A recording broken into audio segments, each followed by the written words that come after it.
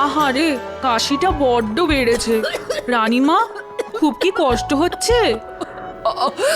কি করে যে ঠান্ডা লেগে গেল জানি না। তার উপর তোদের মহারাজ আজ আবার খামবাজ রাজ্যে যাচ্ছেন। যাবার সময় তার কোনো সাহায্যেই লাগতে পারলাম না। সে আপনি আর কি করবেন বলুন? শরীরের ওপর তো কারো কোনো হাত নেই। রাজবুদ্ধি মশাইয়ের পাঁচন খাচ্ছেন, দেখবেন 2-1 দিনের মধ্যেই ঠিক সুস্থ হয়ে উঠবেন। সুস্থ হয়ে উঠলেই বাঁচি। এভাবে এভাবে রোগী হয়ে সারা দিন বিছানায় পড়ে থাকা আমায় কি মানায়? কি, কেমন আছো রানী? ওই একই রকম। তোমাকে এই অবস্থায় রেখে যেতে কিছুতেই মন চাইছে না, কিন্তু কি করব বলো? অত বড় একটা আলোচনা সভায় স্বয়ং নবাব, তারপর বর্ধমানের রাজাও উপস্থিত থাকবেন। আর তুমি তো জানো কিভাবে আমাদের এই বাংলাকে সোনার বাংলা তৈরি করা যায়। তাই নিয়ে অনেক পরিকল্পনা হবে। জানি তো,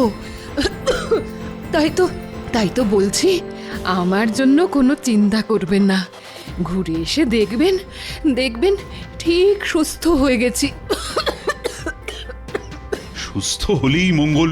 শোনো, রাজবৈদ্যকে আমি বলে দিয়েছি সকাল বিকেল তোমাকে দেখে যাবে, কিন্তু এই অবস্থায় তোমাকে ছেড়ে যেতেও না একেবারে ইচ্ছে করছে না।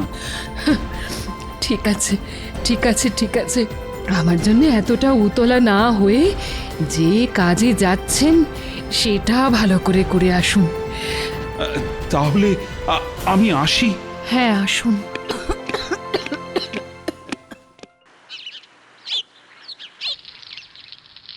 গিন্নি, গিন্নি, আরে দেখো দেখো, বাজার থেকে আজ কিরকম জ্যান্ত কই মাছ এনেছি। কই মাছ? আহা, খুব ভালো করেছো। কদিন ধরে আমার মনটা কেবল ওই কই মাছ করছিল গো। শোনো, তুমি ততক্ষণ রাধা শুরু করে দাও, আমি একবার চট করে রাজবাড়ি থেকে ঘুরে আসি। কেন? এই রাজবাড়ি কেন? মহারাজ তো কদিন হলো খামবাজ রাজ্যে গেছে না? তাই তো রাজসভা এখন না বন্ধ। না, রাজসভা না, আমি যাচ্ছি রানীমাকে একবার দেখে আসতে। গতকাল থেকে রানীমার কাশিটা নাকি খুব বেড়েছে গো। ও মা, সে কি কথা গো? না, তাহলে আর দেরি করো না, যাও চট করে ঘুরে এসো। হ্যাঁ,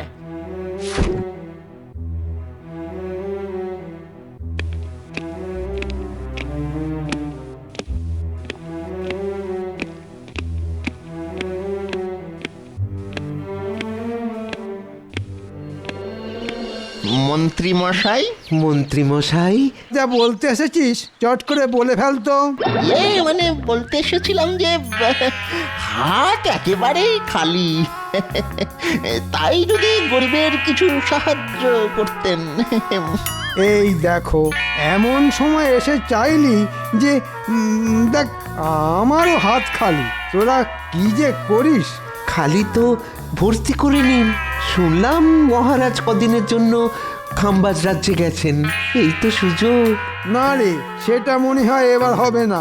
মহারাজ খুব শেয়ানা হয়ে গেছে, রাজকোষের চাবি দিয়ে গেছে মহারানীর হাতে। যাচ্ছিল, তাহলে তো দেখছি আপনার ওই বাড়া ভাতের ছাই পড়ে গেছে একেবারে। খুবই খারাপ ব্যাপার। আরে রাজবৈদ্য না? রাজবৈদ্য, আরে ও রাজবৈদ্য, বলি চললে কোথায়? রাজবাড়িতে। কেন রাজবাড়িতে কেন? রানীমার শরীর গতিক ভালো নয়, কদিন ধরেই কাশি তো হচ্ছিলই, আজ নাকি আবার ওই কাশির সাথে রক্ত পড়েছে। ও বাবা, এ তো খুব চিন্তার কথা। এদিকে মহারাজও কবে ফিরবেন তার ঠিক নেই। চলো, আমিও যাব তোমার সঙ্গে। তোরা এখন বাড়ি যা, আমি রাজবাড়ি থেকে ঘুরে আসি। সম্ভব হলে এই রাজকোষের চাবিটাও নিয়ে আসতে হবে। হ্যাঁ,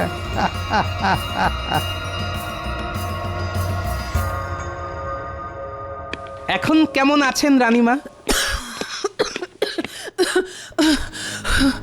খুব একটা ভালো নয় গোপাল। কাশিটা কিছুতেই কমছে না। আজ আবার কাশতে কাশতে রক্ত পড়েছে। সে কি? না না, কাশির সাথে রক্ত পড়া তো ভালো কথা নয়। তা রাজবৈদ্যকে কি খবর পাঠানো হয়েছে? হ্যাঁ, পাঠিয়েছি, তিনি এসে পড়লেন বলে। এসে পড়লেন নয়, এসে গেছি। আপনি কোনো চিন্তা করবেন না রানীমা, রাজবৈদ্যকে একেবারে বাড়ি থেকে তুলে নিয়ে এসেছি। আমাকে আবার তুলে আনলো কখন? বরং বরং আমার কাছ থেকে তো সব কিছু শুনে নিজেই তো আমার পিছু পিছু চলে এলো। আরে আমার ধ্যানমগ্ন হয়ে কি ভাবছো? হ্যাঁ, দেখো দেখো, তাড়াতাড়ি রানীমাকে দেখে রোগের উপশমের কিছু একটা ব্যবস্থা করো। হ্যাঁ হ্যাঁ হ্যাঁ, দেখছি দেখছি দেখছি। বড় করে হাঁ করুন তো দেখি। না না না না না না, তেমন ভয়ের কিছুই নেই। আসলে ওই কাশতে কাশতে গলার ভেতরটা মনে হচ্ছে ওই চিড়ে গেছে। হ্যাঁ হ্যাঁ, ওই তার থেকেই রক্তপাত। শোনো বৈদ্য, ভালো দেখে এমন ওষুধ দাও যাতে রানীমা তাড়াতাড়ি সুস্থ হয়ে ওঠেন। জানেন রানীমা, আপনার অসুখের চিন্তায় কাল সারা রাত আমি দু চোখের পাতা এক করতে পারিনি। বেটার ছেলে কিরকম গল্প বানাচ্ছে দেখো। আজ সকালে বাজারে দেখা হতে একবারও তো রানীমার কথা বললো না, উল্টে গুচ্ছের বাজার করে আমার নাকের উপর দিয়ে থলি দুলিয়ে বাড়ি চলে গেল। কাশিটা পুরোপুরি নির্মূল হতে আরো কটা দিন সময় লাগবে। মন্ত্রীমশাই, রাজকাজের কোনো অসুবিধে হচ্ছে না তো?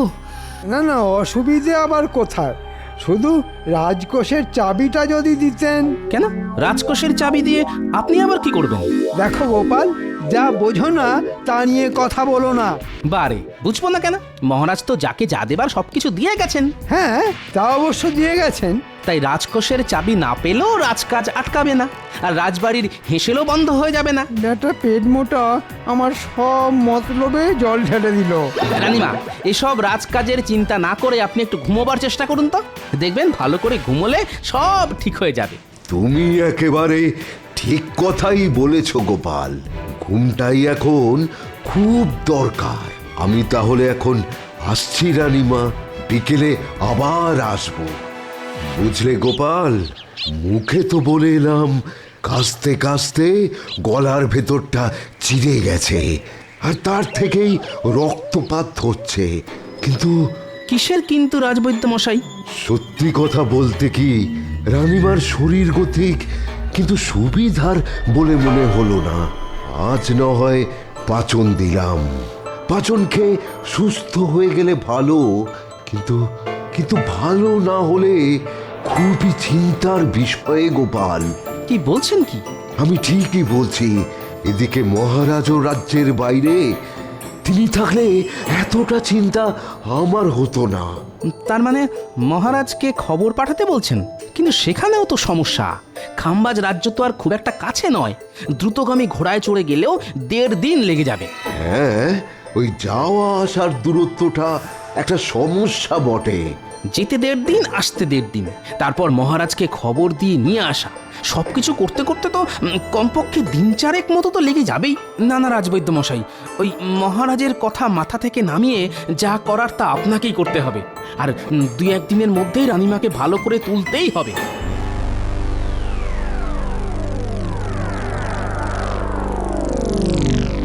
কি গো, পাতের উপর মাছ নিয়ে কি এত ভাবছো? হ্যাঁ, বলি খেয়ে বলো, তেল কইটা কেমন রেঁধেছি? হ্যাঁ হ্যাঁ হ্যাঁ হ্যাঁ, এই তো খাচ্ছি। না, আজ তো দেখছি তোমার মাথায় চিন্তামণি ভর করেছে। এই এই কি এত ভাবছো বলো তো? হ্যাঁ, ভাবছি মানুষ দূরে কোথাও চলে গেলে বিপদে আপদে তাকে খবর পাঠাবার কোনো ব্যবস্থাই নেই আমাদের কাছে। হঠাৎ করে এই ভাবনা মাথায় এলো কেন? দেখো, রানীমার এত শরীর খারাপ, অথচ তার সব থেকে কাছের মানুষ মহারাজকে চট করে এই খবর জানানো যাচ্ছে না। অথচ আমাদের কাছে সেই রকম যদি কোনো উপায় থাকতো তাহলে কত ভালো হতো বলো তো। এক লহমায় মহারাজ জেনে যেতেন। এই দেখো দেখো, এই উপায় যখন নেই তখন তা নিয়ে 7-5 ভেবে তো কোনো লাভ নেই। হ্যাঁ, এই ওসব কথা মাথা থেকে নামিয়ে ভালো করে খাও তো খাও, এই খাও খাও। কাল একবার বিজ্ঞানীর সঙ্গে এই নিয়ে কথা বলতে হবে।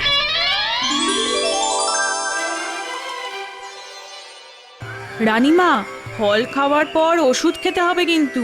আর কত ওষুধ খাবো বলতো? এখন তো আমি অনেকটা সুস্থ আছি। কাশিও তো তেমন নেই বললেই চলে। তবুও রাজবৈদ্য মশাই নিয়ম করে ওষুধ খাওয়াতে বলে গেছেন। ভেতরে আসবো রানীমা? হ্যাঁ হ্যাঁ, এসো এসো। এখন কেমন আছেন রানীমা? ভালো আছি বৈদ্যমশাই। সত্যি কথা বলতে কি, আপনি ধন্যন্তরী। আপনার ওষুধ যেন কথা বলল। যাক বাবা, ফাঁড়া কেটে গেল। এই কথা কেন বলছো গোপাল?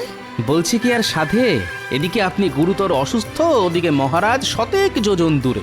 চিন্তায় তো আমাদের হাত পা পিঠের মধ্যে সেঁধিয়ে যাচ্ছিল। ওষুধটা কিন্তু নিয়মিত খাবেন, আর তেমন কিছু বুঝলে সঙ্গে সঙ্গে আমাকে খবর পাঠাবেন। এখন তাহলে আসি রানীমা। হ্যাঁ হ্যাঁ, আসুন আসুন।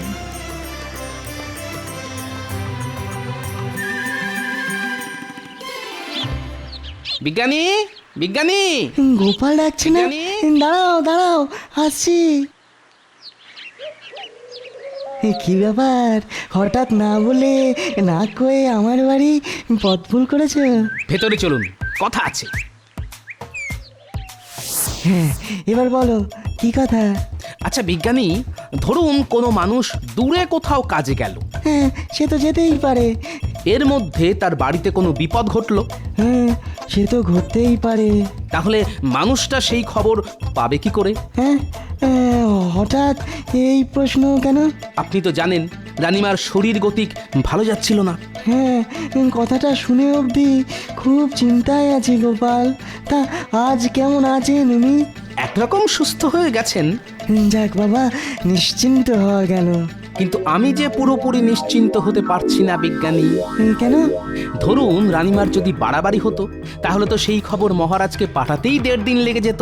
তারপর মহারাজের ফিরে আসা, সেও প্রায় 1.5 দিন। খুবই ন্যায্য কথা বলেছ গোপাল। একমাত্র ঘোড়া ছাড়া আমাদের কাছে না আছে কোনো দ্রুতগামী যান, না আছে খবর পাঠানোর কোনো ব্যবস্থা। দূরত্বের কাছে আমরা সত্যিই বড় অসহায় গোপাল। বিজ্ঞানী হয়েও আপনি এ কথা বলছেন? আচ্ছা, বিজ্ঞান কি এমন কোনো যন্ত্র আবিষ্কার করতে পারে না যা দিয়ে বিপদে আপদে দূরের লোকের সঙ্গে খুব তাড়াতাড়ি যোগাযোগ করা যায়? ব্যাপারটা নিয়ে আমিও এক সময় ভাবনা চিন্তা করেছিলাম গোপাল।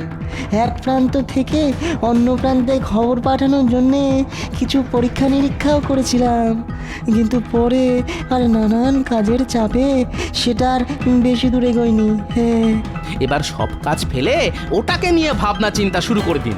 একবার যদি ওটা আবিষ্কার করতে পারেন না, তাহলে দেখবেন আপনি জগৎ বিখ্যাত হয়ে যাবেন।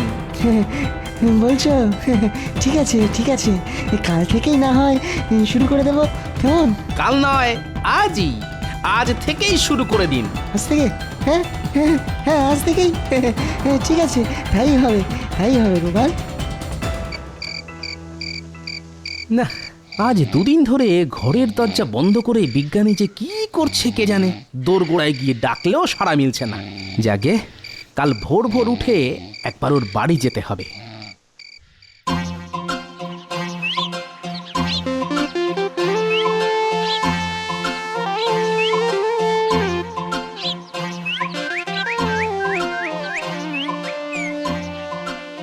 এই দেখো গোপাল, এখন এই বাটির মতো দেখতে পাত্রটা কানে চেপে ধরে দূরে চলে যাও, অনেক দূরে, ওই ওখানে। আমি এই বাটিটায় কথা বলছি, দেখি তুমি শুনতে পাও কিনা। গোপাল গোপাল, আমার কথা শুনতে পাচ্ছ? কি গো, শুনতে পাচ্ছ? না, কিচ্ছু শুনতে পাচ্ছি না। দেখো তো এবারে শুনতে পাচ্ছ কিনা। না, শুনতে পাচ্ছি না কিছু। কিছু শুনতে পাচ্ছ না? আচ্ছা, কি করি কি করি? হ্যাঁ আচ্ছা আচ্ছা গোপাল, যন্ত্রটা নিয়ে তুমি তোমার ঘরের চালের উপরে ওঠো তো, তারপরে দেখো শুনতে পাও কিনা। কি গোপাল, শুনতে পাচ্ছ? হ্যাঁ হ্যাঁ, এবারে পাচ্ছি, তবে আস্তে আস্তে। কি কি গোপাল, এবারে শুনতে পাচ্ছ? হ্যাঁ বিজ্ঞানী, শুনতে পাচ্ছি, একদম স্পষ্ট শুনতে পাচ্ছি। কিছু একটা হচ্ছে মনে হচ্ছে, আড়াল থেকে শুনতে হবে।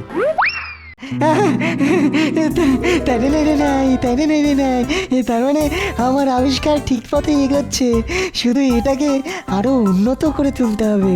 হ্যাঁ, তাই করুন বিজ্ঞানী। আর একবার যদি দূরের লোকের সঙ্গে কথা বলার যন্ত্র আবিষ্কার করে ফেলতে পারেন না, তাহলে দেখবেন সারা দুনিয়া আপনাকে কেমন মাথায় তুলে নাচবে। দূরের লোকের সঙ্গে কথা বলার যন্ত্র আবিষ্কার? ওরে বাবা, তাহলে তো ওটা হাতাতে হবে, তারপর সাহেবদের কাছে বিক্রি করে অনেক টাকা। রাজকোষের চাবি পায়নি তো কি হয়েছে, এবার এই যন্ত্র হাতিয়ে দ্বিগুণ কামিয়ে নেব।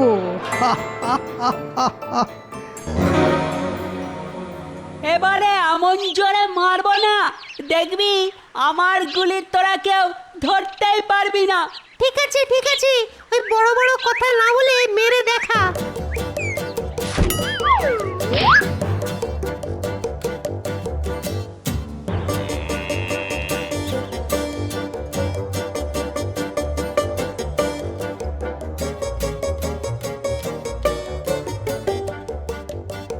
বুঝলি পুনি, এই মাঠটা না খুব সুন্দর।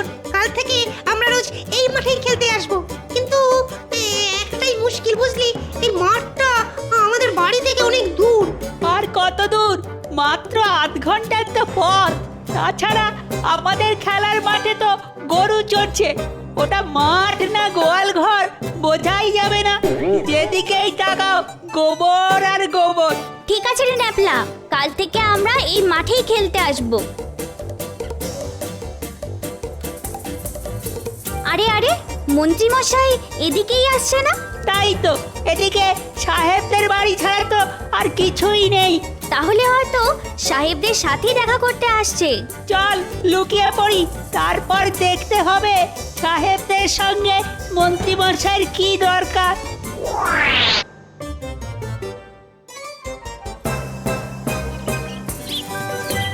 সাহেব সাহেব, ও সাহেব, কোথায় গেলে সব? আরে মন্ত্রী, কি ব্যাপার? What happened? একটা দারুণ খবর নিয়ে এসেছি সাহেব। বলো কি খবর? আমাদের বিজ্ঞানী একটা দারুণ যন্ত্র আবিষ্কার করে ফেলেছে। হ্যাঁ গো সাহেব, দূরের লোকের সাথে কথা বলার যন্ত্র। দূরের লোকের সহিত কথা বলার যন্ত্র? How rubbish! How strange! আমরা এতদিন যা পারিলাম না, সামান্য একজন কালা আদমি তাহা করিয়া ফেলিল। না না না না না, একেবারে হইতে দেওয়া যায় না। তা তো যাই না সাহেব, তাই আমি ওটা গোপনে তোমাদের হাতে তুলে দিতে চাই। বহুত আচ্ছা। যেমন করিয়া পারো ওই যন্ত্র আমাদের হাতে আনিয়া দাও। তা না হয় দেব, কিন্তু তার বদলে আমি কি পাবো? বলো, কি চাও তুমি? তেমন কিছু নয়, মাত্র 1000 মোহর। ঠিক আছে, তাই পাবে। আগে ওই যন্ত্রটা তো আনিয়া দাও।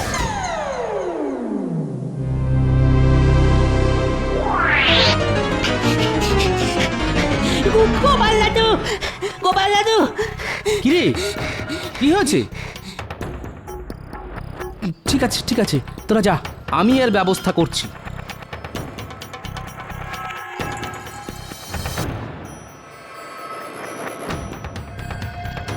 বলো কি গোপাল, মন্ত্রী এত বড় একটা খারাপ কাজ করতে পারে? ও যে কি পারে আর কি পারে না সেটা একমাত্র ওই জানে, কিন্তু আমাদেরও এর একটা উপযুক্ত জবাব দিতে হবে। যন্ত্রটা লুকিয়ে ফেলতে বলছো? না না, লুকিয়ে ফেললে তো খেল খতম হয়ে যাবে। শুনুন, এমন কিছু একটা করুন যাতে বাক্সের হ্যান্ডেল ঘুরিয়ে যন্ত্র চালু করলেই দুম করে ফেটে যায়। খুব ভালো বলেছো গোপাল, এটাই হবে শটান সমাচারের। আমি বাক্সের ভেতরে বারুদ ভরে রাখবো। তাহলে বুঝতে পারলি তো কি করতে হবে? জলের মতো বুঝে গেছি। ওই বিজ্ঞানীর হাত পা বাঁধবো আর যন্ত্রটা হাতিয়ে এনে আপনাকে দেব। হ্যাঁ, কিন্তু কিন্তু এত সব করার জন্য আমরা কি পাবো? হ্যাঁ, আমরা কাজের আগেই পাওনা গন্ডার কথা না আমার ভালো লাগে না। আগে কাজ করে এনে দেখা, তারপর তোদের পুষিয়ে দেব।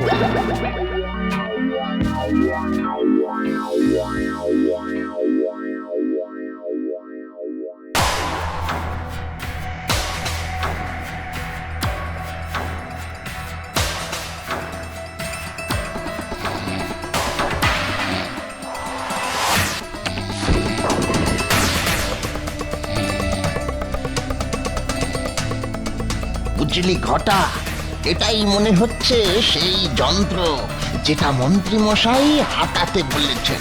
তাহলে তাহলে চল এই যন্ত্রটা নিয়ে পালাই। হ্যাঁ, কিন্তু কিন্তু বিজ্ঞানীর হাত পা বাঁধতে হবে তোরে। দরকার নেই, ও বেটা ঘুমিয়ে একেবারে কাঁদা।